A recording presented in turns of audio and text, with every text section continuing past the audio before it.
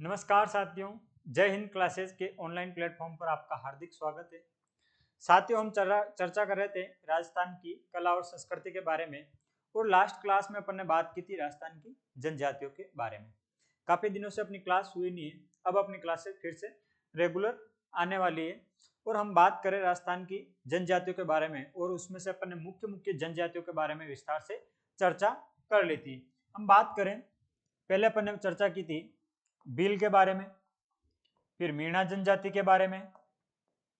मीणा के अलावा अपन ने बात कर ली थी ग्रास्य जनजाति के बारे में और ग्रास्य जनजाति के अलावा हमने बात की थी कथोड़ी जनजाति के बारे में।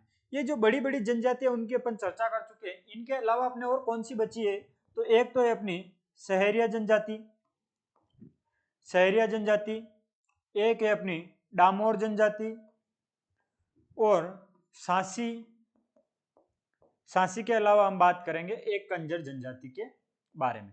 इनके बारे में अपन और विस्तार से चर्चा करने वाले हैं। और आज की क्लास में हम जो चारों जनजातियां छोटी छोटी सी, सहरिया छोटी सी, डामोर भी छोटी सी, सांसी भी छोटी और कंजर भी छोटी, इनकी चर्चा करके, चारों की चर्चा करके अपन जनजाति के टॉपिक को यही समाप्त करने वाले हैं। और इससे पहले अपन ने भील, मीणा, ग्रासिया, कतोड़ी इनके बारे में विस्तार से चर्चा कर चुके हैं। तो आप हेडिंग डालो सहरिया जनजाति। किसके बारे में अपन पढ़ेंगे? सबसे पहले सहरिया जनजाति के बारे में। सहरिया जनजाति। और सहरिया जनजाति की बात करें अपन, तो सहरिया जनजाति की उत्पत्ति शहर शब्द से हुई है। किस शब्द से हुई है? शहर शब्द से हुई है। और जिसका अर्थ की बात करें तो विचरण करने वाला। क्या? विचरण करने वाला इसका अर्थ होता है। और जो सहरिया जनजाति है, इसकी कुल जनसंख्या कितनी है? तो 1,02,000। कितनी है? 1,02,000 के आसपास इसकी कुल जनसंख्या है। और राजस्थान में सहरिया जनजाति सर्वाधिक निवास कहाँ करती है? तो ये 12 जिले में निवास करती है। कहाँ निवास करती है? 12 जिले में। दो तहसील है, एक तो है शाहबाद और एक है किशनगंज। यहाँ पर सहरिया जनजाति के लोग सर्वाधिक निवास करते हैं। तो एक बार के लिए इनको नोट करें। उत्पत्ति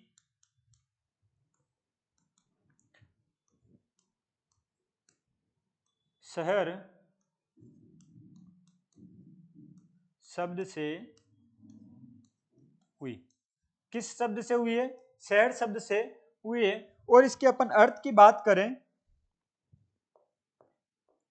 अर्थ, तो इसका अर्थ क्या रहने वाला है? विचरण करने वाला। विचरण करने वाला। क्या अर्थ है? विचरण करने वाला। इसके अलावा हम बात करें इसकी कुल जनसंख्या की, सहरिया जनजाति की कुल जनसंख्या की अपन चर्चा करें तो इनकी कुल जनसंख्या कितनी है? 1,02,000। कुल जनसंख्या, तो कुल जनसंख्या कितनी है? 1,02,000 के आसपास इसकी कुल जनसंख्या है। इसके अलावा सर्वाधिक निवास की बात की अपन ने। राजस्थान में निवास, Rajasthan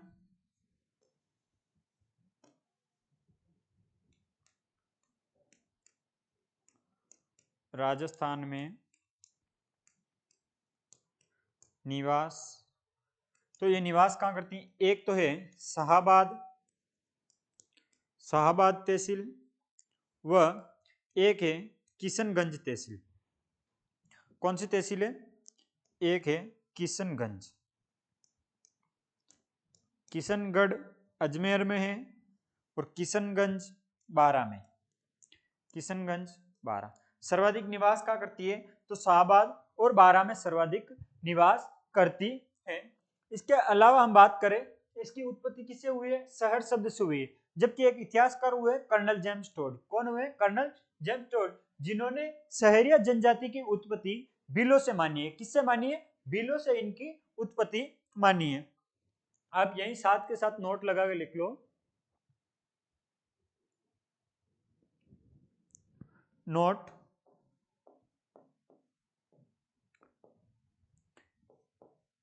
colonel James colonel James Tod ने इनकी उत्पत्ति, इनकी तो सहरिया जनजाति की, इनकी उत्पत्ति भीलों से मानी है या बताई है। किसने बताई है? तो कर्नल जेम्स टोड ने इनकी उत्पत्ति किससे मानी है? भीलों से मानी। आगे हम बात करें, भारत सरकार ने सहरिया जनजाति को आदिम जनजाति की सूची में रखा हुआ है। किसमें रखा हुआ है? आदिम जनजाति की सूची में रखा हुआ है। भारत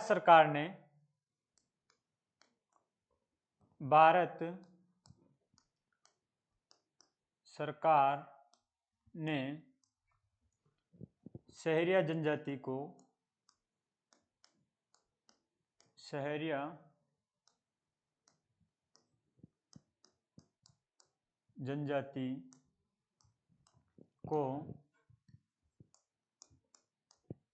आदिम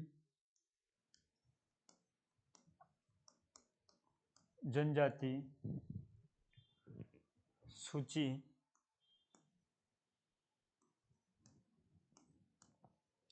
में रखा है। किसमें रखा गया है? तो आदिम जनजाति सूची में रखा गया। ये बात होती है अपने सहरिया की बेसिक की सर्वाधिक निवास कहाँ करते हैं, कुल जनसंख्या क्या है, इसकी उत्पत्ति किससे हुई, ये बात होती है। अब हम बात करें इनके कुछ शब्दावली के बारे में कि इनके घर को क्या कहते हैं, इनके मुखिया को क्या कहते हैं। तो घर को इसको क्या कहते हैं? एक तो है इनका घर तो कहलाता है टापरा। घर क्या कहलाता है?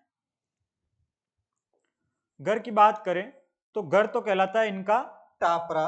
और मुखिया की बात करें तो मुखिया कहलाता है कोतवाल। टापरा घर क्या कहलाता है? टापरा। और जो इनका मुखिया है, मुखिया तो एक मिनट, ये पेन नहीं चल रहा है। मुखिया क्या कहलाता है? तो मुखिया कहलाता है कोतवाल। मुखिया क्या कहलाता है? कोतवाल। और मुखिया के अलावा हम बात करें, इनके जो जंगलों में पेड़ों पर जो बने घर होते हैं उनको क्या बोलते हैं? गोपना या टोपा। क्या बोलते हैं? गोपना या टोपा। एक शब्द है गोपना, इसी को बोलते हैं अपन टोपा। ये तो हो गए पेड़ों पर बने घर। इसके अलावा बात करें इसका, एक है कुशीला। कुशीला क्या होता है? तो जो अनाज रखने की कोठी होती है उसको क्या बोलते हैं? कुशीला।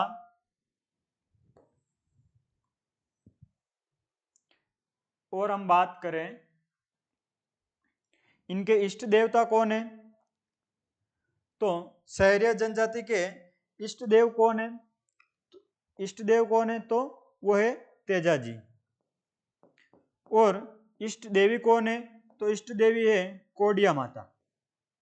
इष्ट देवी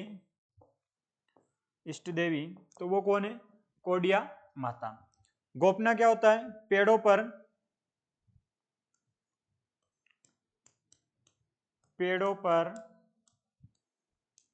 बने घर क्या कहलाते हैं? तो वो कहलाते हैं गोपना या टोपा। कुशीला क्या होता है? अनाज या सामान रखने की कोठी। अनाज या कोई और सामान भी रख सकते, तो सामान रखने की कोठी। अनाज या सामान रखने की कोठी क्या कहलाती है? कुशीला कहलाती है। इष्ट देवता कौन है? तो इष्ट देवता है तेजाजी। इष्ट देवता कौन है? तेजाजी।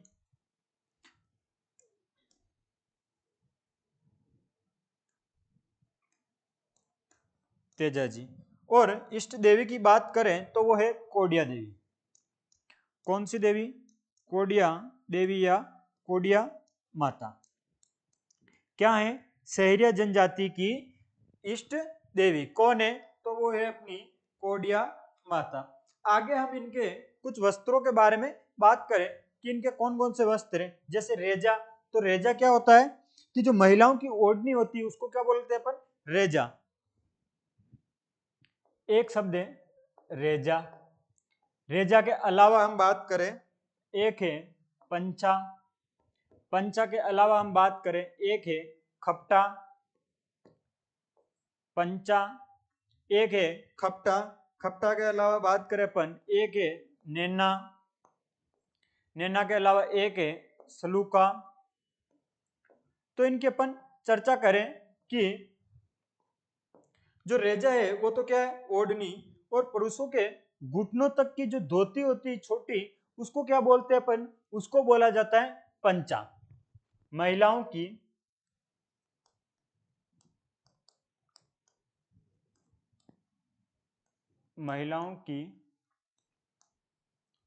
ओढ़नी। महिलाओं की ओढ़नी क्या कहलाती है? तो वो तो कहलाती है अपनी रेजा। पंचा क्या होता है? पुरुषों की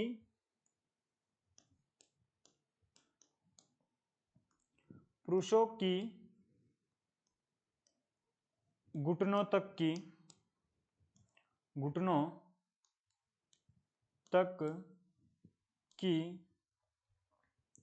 धोती। जो घुटनों तक की धोती होती है उसको क्या बोलते हैं अपन? पंचा बोला जाता है। एक है अपना खपटा। खपटा क्या है? जो साफा होता है सहरिया जनजाति के पुरुषों का, उसको क्या बोलते हैं? खपटा। एक है अपना नैना। तो नैना क्या होती है? जो छोटी कन्याएं होती है अविवाहित, उनकी ओढ़नी को क्या बोलते हैं? नैना कहा जाता है। एक शब्द है अपना सलूका। सलूका क्या है? जो पुरुषों की अंग रखी है ना, उसको क्या बोलते हैं? सलूका। तो खपटा की बात करें अपन, तो खपटा क्या है? साफा। सहरिया जनजाति के पुरुषों का साफा क्या कहलाता है? तो कहलाता है खपटा। और नैना अविवाहित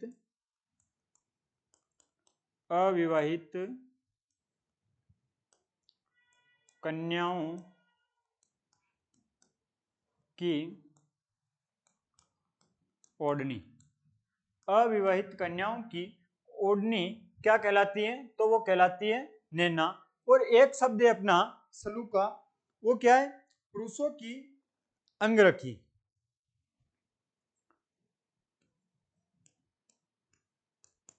पुरुषों की अंगरखी। तो अंगरखी क्या कहलाती है? तो वो कहलाती है सलूका। हम आगे बात करें कि इनके जो सहरिया जनजाति में श्राद्ध नहीं किया जाता है, जो श्राद्ध होता है वो नहीं किया जाता है। और सहरिया जनजाति का प्रमुख मेला कहाँ पड़ता है? तो वो सीताबाड़ी बारा। सीता माता अलग है और सीताबाड़ी अलग है। सीताबाड़ी कहाँ है? तो वो है बारा में। और सीता माता कहाँ है? तो वो है प्रतापगढ़ में। आगे हम बात करें, एक लाइन और लिखो। सहरिया जनजाति में, सहरिया जनजाति में श्राद्ध नहीं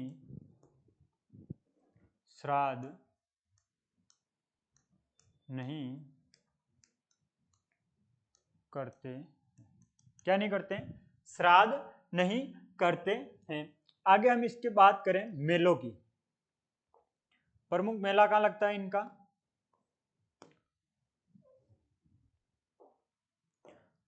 तो प्रमुख मेला लगता है बारा में। प्रमुख मेला कहाँ लगता है? तो वो तो लगता है अपना बारा में, सीताबाड़ी का मेला। कब लगता है? तो वो लगता है ज्येष्ठ अमावस्या को। कब लगता है? ज्येष्ठ अमावस्या को। और बारा में सहरिया जनजाति का एक मेला और लगता है। कौन सा? तो कपिल धारा का मेला। कौन सा? कपिल धारा का मेला। वो भी कहाँ लगता है? बारा में। और वो कब लगता है कपिल धारा का मेला? तो वो लगता है कार्तिक अमावस्या को। कब लगता है? कार्तिक अमावस्या को। हम बात कर रहे हैं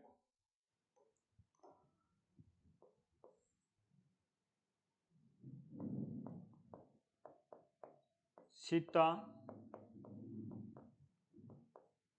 बाड़ी का मेला कहाँ पर लगता है? तो ये लगता है 12। कब लगता है? तो ये लगता है ज्येष्ठ अमावस्या को। कब लगता है? ज्येष्ठ अमावस्या को। कब लगता है? ज्येष्ठ अमावस्या को। और अब बात करें दूसरे मेले की, एक है कपिल धारा का मेला। कपिल धारा का मेला ये भी कहाँ लगता है? तो ये भी लगता है 12 में। कहाँ लगता है? 12 में। और कब लगता है? तो ये लगता है कार्तिक पूर्णिमा को।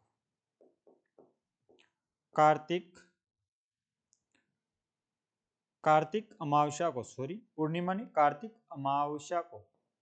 कब लगता है ये? तो कार्तिक अमावस्या को कौन सा मेला लगता है? तो कपिल धारा का मेला कब लगता है? तो कार्तिक अमावस्या को कपिल धारा का मेला लगता है। और जो सीताबाड़ी है ये किसकी? लव कुश की जन्मभूमि है। किसकी है? लव कुश की जन्म भूमि भी कौन सी है? तो सीताबाड़ी। और सीता माता कहां पर है? तो वो है प्रतापगढ़ में। और हम बात करें सहरिया जनजाति में, एक है सहरिया जनजाति के विकास के लिए एक संस्था बनी हुई है, उसका नाम क्या है? तो उसका नाम है मामुनी। मामुनी क्या नाम है? ये क्या है? मामुनी एक संस्था है जो कि सहरिया जनजाति के विकास के लिए कार्य करती है। सहरिया जनजाति विकास के लिए, सहरिया जनजाति के विकास के लिए, सहरिया जनजाति के विकास के लिए कार्यरत संस्था। कार्यरत संस्था कौन सी है? तो वो है मामुनी। और हम बात करें सहरिया जनजाति में एक धारी संस्कार होता है। क्या? धारी संस्कार। मैं नाम लिख देता हूं, धारी संस्कार। धारी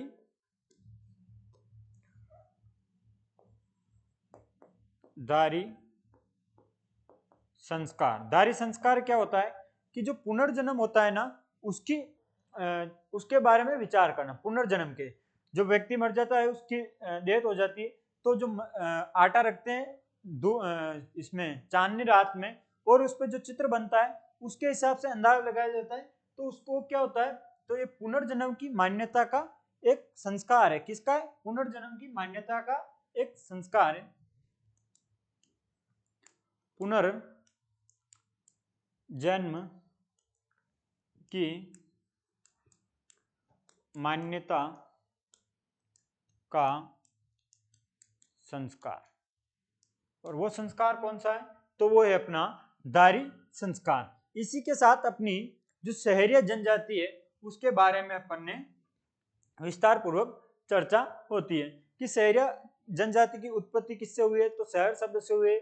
शहर का अर्थ क्या है? विचरण करने वाला। कुल जनसंख्या भी बात करें अपन 1,02,000। राजस्थान में निवास की बात करें शाहबाद, किशनगंज, बारा में। और कर्नल जेम्स टोड है जो इतिहासकार, उसने इनकी उत्पत्ति किससे मानी है या किससे बताई है? तो भीलों से इसकी उत्पत्ति बताई। फिर अपने बात की थी कि भारत सरकार ने इसको आदिम जनजाति की सूची में या समूह में शामिल किया हुआ है। और फिर अपन ने इसकी कुछ एक जो शब्दावली है उसके बारे में चर्चा की। घर को क्या कहते हैं? टापरा। मुखिया को कोतवाल। टोपा या गोपना क्या होता है? तो पेड़ों पर जो बने घर होते हैं उसको अपन क्या बोलते हैं? तो उनको बोला जाता है गोपना या टोपा। कुशीला क्या होता है? अनाज रखने का या कोई सामान रखने की जो कोठी बनी हुई होती है उसको बोलते हैं कुशिता, कुशिला। इष्ट देवता कौन है? तो तेजा जी। और इष्ट देवी कौन है? कोडिया माता। फिर अपन ने क्या बात की थी? इसके कुछ वस्त्रों के बारे में। फिर इनमें श्राद्ध नहीं होता है। और मेले कौन से? सीताबाड़ी का मेला 12 ज्येष्ठ अमावस्या को लगता है। कपिल धारा का मेला 12 में। कब लगता है? कार्तिक पूर्णिमा, सॉरी हाँ, ये मेला लगेगा कार्तिक पूर्णिमा। कब लगेगा? कार्तिक पूर्णिमा। कार्तिक अमावस्या को नहीं लगेगा, अमावस्या को ज्येष्ठ अमावस्या को लगेगा सीताबाड़ी का मेला, और कपिल धारा का मेला लगता है कार्तिक पूर्णिमा को। और पुष्कर में भी कौन सा मेला लगता है, पुष्कर मेला लगता है वो कब लगता है, कार्तिक पूर्णिमा को, जो दीपदान किए जाते हैं। फिर हम बात करें मामूनी शहरी जनजाति के विकास के लिए जो कार्यरत संस्था है तो वो कौन सी है, तो वो है अपनी मामूनी। और धारी संस्कार क्या होता है, तो पुनर्जन्म की मान्यता का संस्कार है। अब हम बात करते हैं, ये तो अपने अपने शहरी जनजाति के बारे में विस्तार से चर्चा। आगे की हम बात करें कौन सी जनजाति के बारे में, तो डामोर जनजाति के बारे में। डामोर जनजाति के बारे में बात करें तो ये मुख्य रूप से डामोर जनजाति राजस्थान की नहीं है, और ये मुख्य रूप से कहाँ की है, चैनपारीन क्षेत्र बड़ौद गुजरात की। कहाँ का, चैनपारीन क्षेत्र बड़ौद गुजरात की। और राजस्थान में सर्वाधिक निवास कहाँ करती है, तो सर्वाधिक निवास करती है ये सिमलवाड़ा तहसील डूंगरपुर में। कहां पर निवास करती है, सिमलवाड़ा तहसील डूंगरपुर में। तो आप हेडिंग डालो डामोर जनजाति, डामोर जनजाति।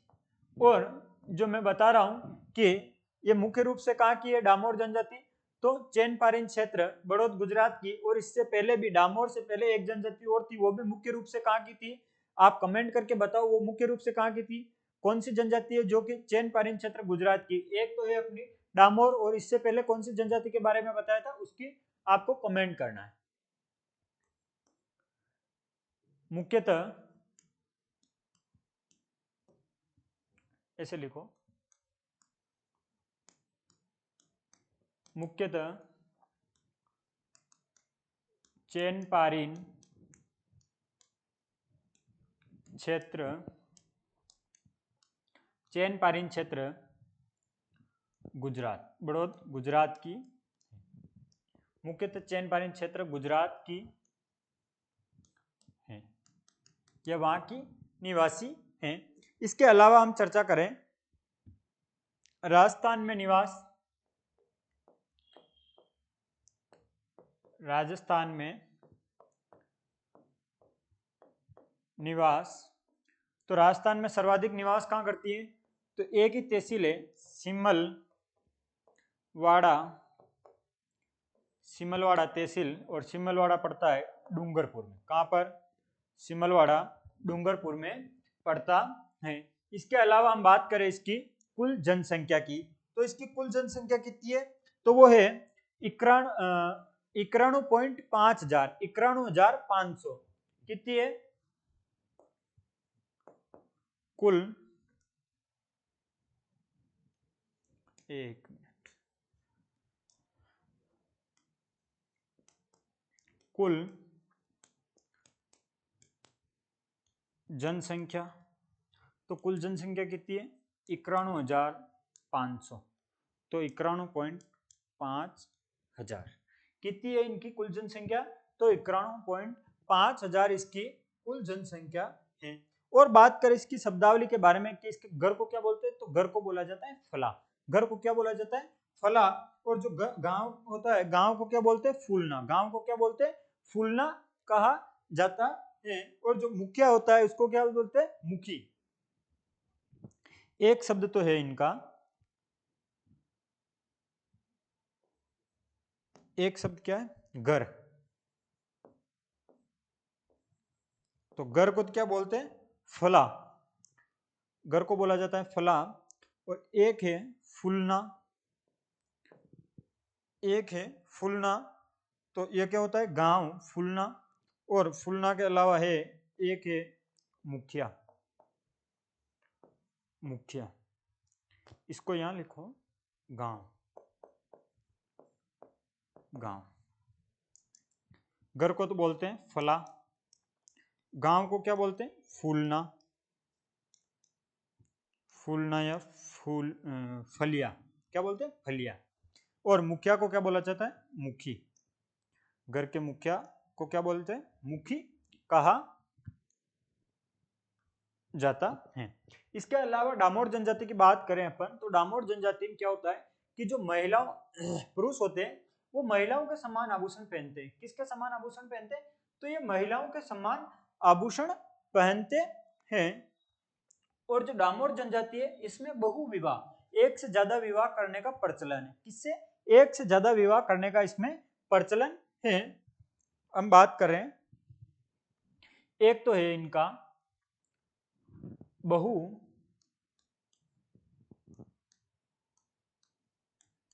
विवाह का प्रचलन। क्वेश्चन आ सकता है कि बहु विवाह का प्रचलन किस जनजाति में है, तो वो किस में है, डामोर जनजाति में है। और डामोर के अलावा और बात करें इसके बारे में, तो बहु विवाह का प्रचलन पुरुष भी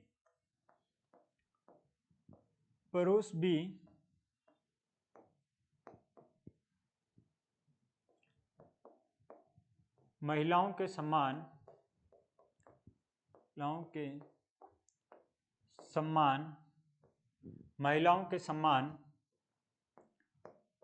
आभूषण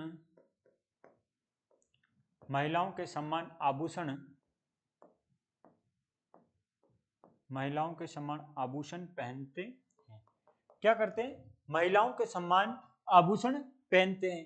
कि महिलाओं के सम्मान आभूषण किस जनजाति में पहने जाते हैं, तो वो पहने जाते हैं अपने डामोर जनजाति में पहने जाते हैं। इनके दो मेले हैं, एक तो है छेला बावजी का मेला जो कहाँ लगता है, गुजरात में भी कहाँ, पंचमहल गुजरात में छेला बावजी का मेला। और एक है ग्यारसी रेवाड़ी का मेला, ये कहाँ बढ़ता है, तो ये बढ़ता है अपने डूंगरपुर में। कहाँ पर बढ़ता है, डूंगरपुर में ग्यारसी रेवाड़ी का मेला लगता है। मेलों की बात करें अपन,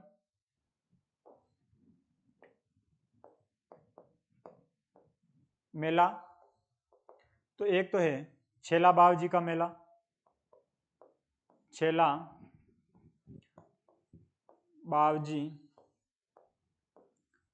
का मेला। और छेला बावजी का मेला लगता है पंचमहल गुजरात। मुख्य रूप से निवासी भी कहाँ की है, पंचमहल गुजरात की। और बात करें ग्यारसी रेवाड़ी का मेला, ग्यारसी रेवाड़ी का मेला कहाँ लगता है, तो ये लगता है डूंगरपुर में। कब लगता है, तो ये लगभग ग्यारसी रेवाड़ी का मेला सितंबर माह में लगता है। कब लगता है, सितंबर माह में ग्यारसी रेवाड़ी का मेला लगता है। और हम बात करें कि जो डामोर जनजाति है, इसकी पुरुष महिलाओं का सम्मान आभूषण पहनते हैं। मुख्य रूप से बातें हो गई। चैनपारीन क्षेत्र गुजरात की राजस्थान में कहाँ निवास करते, सिमलवाड़ा डूंगरपुर में। और कुल जनसंख्या 91.5 हजार। घर को फला, गांव को फूलना या फलिया कहते हैं, और मुखिया को मुखी कहते हैं। ये बात होती है अपने डामोर जनजाति के बारे में। और आगे हम देखें इसके अलावा और कौन सी जनजाति बची है अपनी, तो एक तो है अपनी सांसी जनजाति। कौन सी जनजाति है, सांसी जनजाति के बारे में अपन बात करते हैं। सांसी जनजाति, सांसी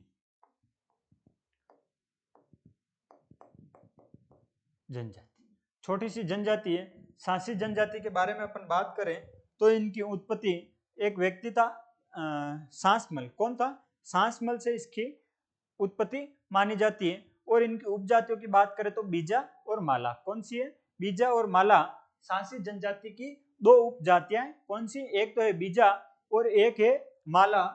और बात करें राजस्थान में निवास कहाँ करती है, तो भरतपुर में। और भरतपुर के अलावा निवास कहाँ करती है, झुंझुनू में। तो नोट करें, उत्पत्ति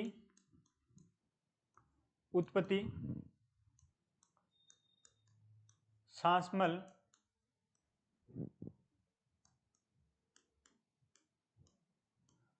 व्यक्ति से मानी जाती है। किससे मानी जाती है, सांसमल व्यक्ति से मानी जाती है। उपजातियों की बात कर लेते हैं अपन। उपजातियां तो इसकी दो उपजातियां, एक तो है बीजा और एक है माला। बीजा और माला, ये दोनों इसकी उपजातियां हैं। राजस्थान में निवास की बात करें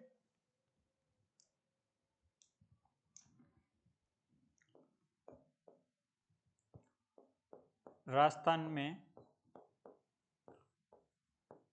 निवास, राजस्थान में निवास तो वो कहाँ है, तो एक मिनट दोस्त,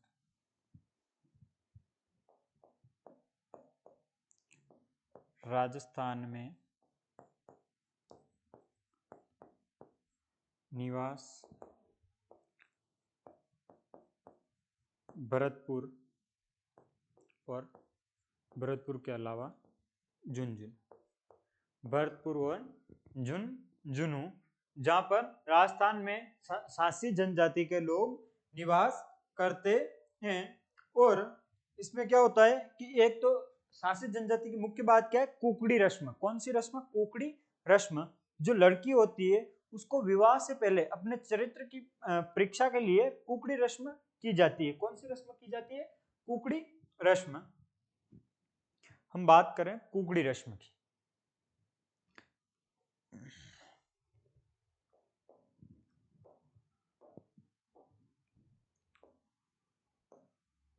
कुकड़ी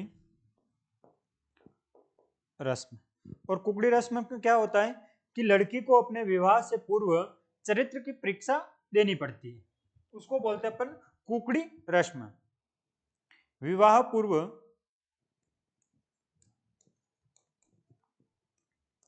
विवाह से पूर्व लड़की के चरित्र की परीक्षा किस रस्म में दी जाती है? तो वो की जाती है कुकड़ी रस्म में की जाती है। लड़की के विवाह से पूर्व लड़की के चरित्र की परीक्षा। और जो इसमें विवाह होता है सासी जनजाति में, उसमें एक तो तोरण नहीं मारा जाता है। क्या नहीं किया जाता है? तोरण भी नहीं मारा जाता है। और चंवरी भी नहीं बनाई जाती है। क्या नहीं किया जाता? तोरण नहीं मारा जाता है और चंवरी नहीं बनाई जाती। तोरण क्या होता है कि जो दूल्हा होता है वो लड़की के घर पे जाता है फर्स्ट बार, तब जो घर का मुख्य दरवाजा होता है उसके ऊपर एक बना होता है, उस पर तोरण मारता है भगवान पर, तो वो होता है अपना तोरण।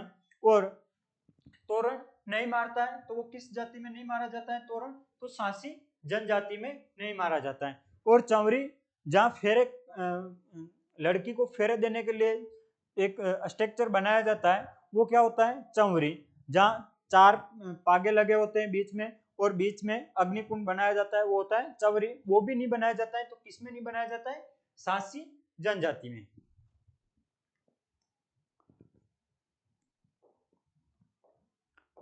तोरण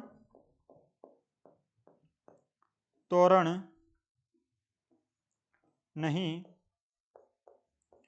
मारा जाता है। तोरण के अलावा बात की अपन ने चंवरी नहीं बनाते, चंवरी भी नहीं बनाते हैं किसमें? तो वो भी है अपनी सासी जनजाति में। तोरण भी नहीं मारते, चंवरी भी नहीं मानते। और इसका जो सासी जनजाति के लोग हैं उनका प्रमुख त्योहार कौन सा है? तो होली और दीपावली इनका प्रमुख त्योहार है। और बात करें सासी जनजाति के लोग लोमड़ी का मांस खाना और बंदर का मांस खाना पसंद करते हैं। किसका? लोमड़ी व बंदर का मांस प्रिय भोजन किनका है? तो वो है सासी जनजाति का। इसके अलावा हम बात करें दीपावली, होली व दीपावली। होली व दीपावली प्रमुख त्योहार किनके हैं? तो वो है सांसी जनजाति के प्रमुख त्योहार कौन से हैं, तो होली और दीपावली। ये बात होती है अपने सांसी जनजाति के बारे में कि इसकी उत्पत्ति किससे हुई, सांसमल व्यक्ति से मानी गई है। उपजातियां कौन सी, बीजा और माला। और राजस्थान में निवास कहाँ करते हैं, भरतपुर। और भरतपुर के अलावा बात करें झुंझुनू में। कुकड़ी रस्म क्या होता है कि लड़की होती है उसको अपने विवाह से पूर्व अपने चरित्र की परीक्षा देनी होती है, वो होता है कुकड़ी रस्म। तोरण भी नहीं मारते, चमरी भी नहीं होती, चमरी भी नहीं बनाते। और लोमड़ी और बंदर का मांस सांसी जनजाति के लोगों का प्रिय भोजन है। और होली और दीपावली इनके प्रमुख, मुख्य रूप से प्रमुख त्योहार हैं। ये बात होती है अपने सांसी जनजाति के बारे में। तो हमने बात कर ली सहरिया जनजाति के बारे में, डामोर जनजाति के बारे में, सांसी जनजाति के बारे में। और इसके अलावा कौन सी बची है अपने, तो एक बची है कंजर जनजाति। कंजर जनजाति, कंजर किस शब्द से उत्पत्ति हुई है, तो कनकाचर से। कनकाचर से इसकी उत्पत्ति मानी जाती है। और कनकाचर के अर्थ की बात करें अपन तो जंगल में विचरण करने वाला। जंगल में विचरण करने वाले क्या कहलाते हैं, कनकाचर। तो हेडिंग डालो आप कंजर जनजाति। कौन सी जनजाति के बारे में अपन चर्चा करेंगे, कंजर जनजाति। इसके उत्पत्ति की बात करें अपन, उत्पत्ति, तो उत्पत्ति किससे हुई है, कनकाचर शब्द से हुई है, जंगल में विचरण करने वाला। और जो कंजर जनजाति सर्वाधिक निवास क्या करती है, हाड़ौती क्षेत्र में भी, कोटा और बूंदी में सर्वाधिक निवास करती है। तो उत्पत्ति की बात करें, कनकाचर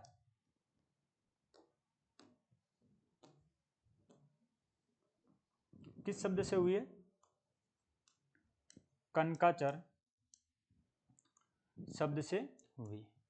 और इसके अर्थ की बात करें अपन,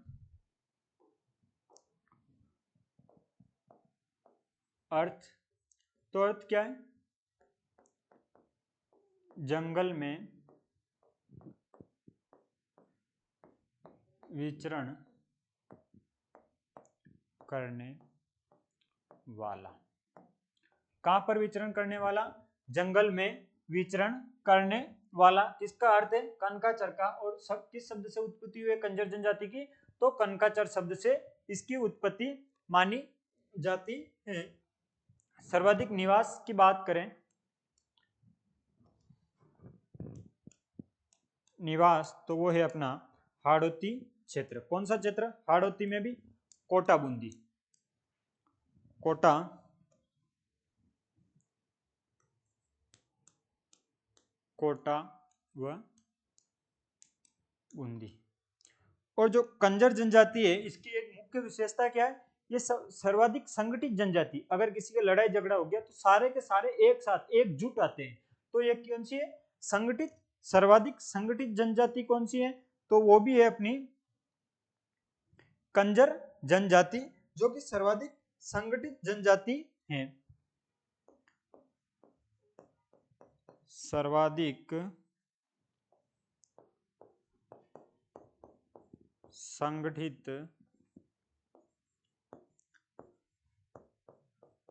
जनजाति। सर्वाधिक संगठित जनजाति कौन सी है, तो वो है अपनी कंजर जनजाति।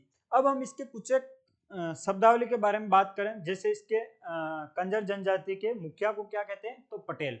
मुखिया को क्या बोला जाता है, पटेल कहा जाता है। इसकी कुल देवी की बात करें तो कुल देवी कौन सी है, तो वो है अपनी जोगनिया माता। और जोगनिया माता कहाँ है, तो बेगू चित्तौड़गढ़ में, जिसे चोरों की देवी भी कहा जाता है। क्या कहा जाता है, चोरों की देवी। और अभी कंजर जनजाति में आएगा एक पाती मांगना। पाती मांगना क्या होता है कि जो कंजर जनजाति के लोग हैं वो अपने भगवान या इष्ट देवता से क्या करते हैं, पाती मांगते हैं कि मैं चोरी करने जाऊं या नहीं जाऊं। उसके लिए ये पाती मांगते हैं पहले। और जो कंजर जनजाति के लोग हैं इनके घर के पीछे की साइड दरवाजा होता है। क्या होता है, इनके घरों के पीछे की साइड आवश्यक रूप से दरवाजा होता है। हम बात करें, क्या बात करने, इसकी इष्ट देवी,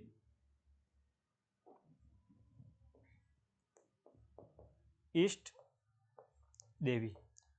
और इसके इष्ट देवता कौन से हैं, तो इष्ट देव कौन है, इष्ट देवता, इष्ट देवता तो वो है हनुमान जी। इष्ट देवी तो कौन सी है? जोगणिया माता। जोगणिया माता कहां पर है? बेगू चित्तौड़गढ़। बेंगू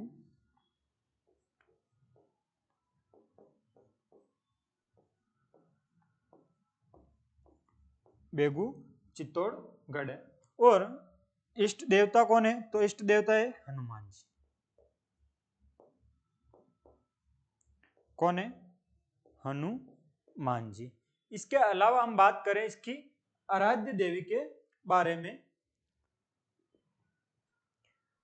आराध्य देवी के बारे में, तो आराध्य देवी हो जाएगी इसकी कौन सी आराध्य देवी? चौथ माता।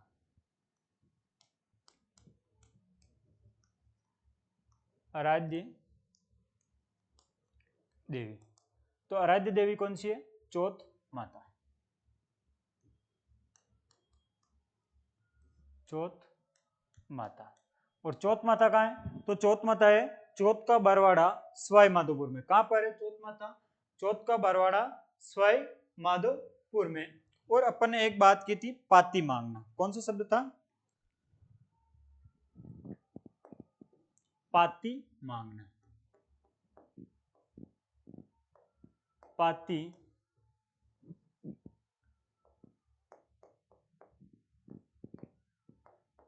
पाती मांगना। पाती मांगना क्या है? कि चोरी करने से पूर्व अपने जो इष्ट देवता है या अपने कोई भगवान है उससे पाती या उनसे आज्ञा लेना।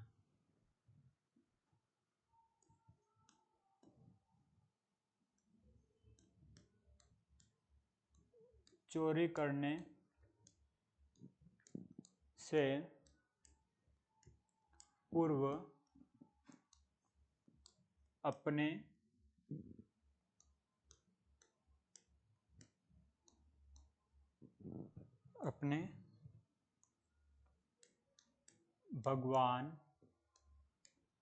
अपने भगवान से आज्ञा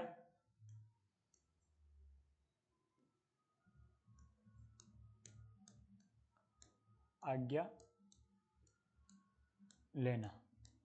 क्या कहलाता है? तो वो कहलाता है पाती मांगना। और इनका प्रिय भोजन कौन सा है? तो प्रिय भोजन कंजर जनजाति का मोर का मांस। मोर का मांस इनका प्रिय भोजन। और एक है हाकम राजा का पेला। हाकम राजा का पेला पीकर कंजर जनजाति के लोग कभी झूठी कसम नहीं खाते हैं। हाकम राजा का पेला पी लिया फिर झूठी कसम नहीं खाते हैं। एक तो है